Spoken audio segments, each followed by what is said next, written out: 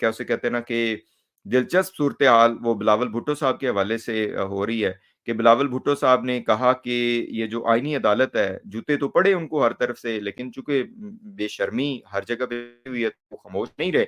पहले उन्होंने कहा कि ये बेनज़ीर भुट्टो का ख्वाब था, फिर शायद अपने नाना भुट्टो जी का भी ज़िक्र किया। लेकिन अब उन्होंने कह दिया कि कायद-ए-आज़म का ख्वाब था कि ये जी आईनी अदालत होनी चाहिए, क्योंकि उनके ख़्याल में जो 200 केसेज़ हैं, वो पाकिस्तान के सबसे इम्पोर्टेंट हैं, जो 2,500 के सॉरी 60,000 70,000 केसेज़ अब इम्पोर्टेंट नहीं है।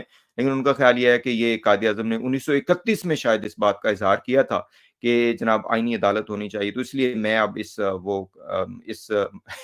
इस बहुत बड़े क्या उसे कहते हैं ना कि ज़िम्मेदारी को लेके आगे बढ़ रहा हूँ। लानत है ऐसी सोच पर।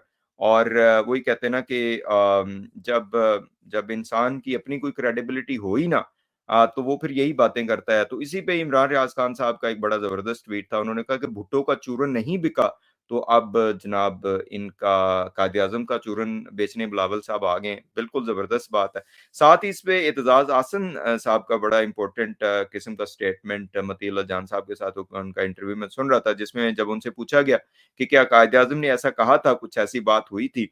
क्योंकि कायद-ए-आज़म का नाम लेके तो अब कायद-ए-आज़म को तो ना बेचे, बेनज़ीर भुट्टो को भी इन्होंने पीपल्स पार्टी ने बेचा, ज़ुल्फ़िकार अली भुट्टो को भी बेचा, ज़रदारी साहब जो कुछ हरकतें फरमा रहे हैं सबके सामने, तो अब आप कायद-ए-आज़म को तो ना बेचे। तो उन्होंने कहा कि इनको तो सही तरीके से ब्रीफ़ ही नहीं किया गया, जो ये हैं बिलावल भुट्टो साहब जो हैं।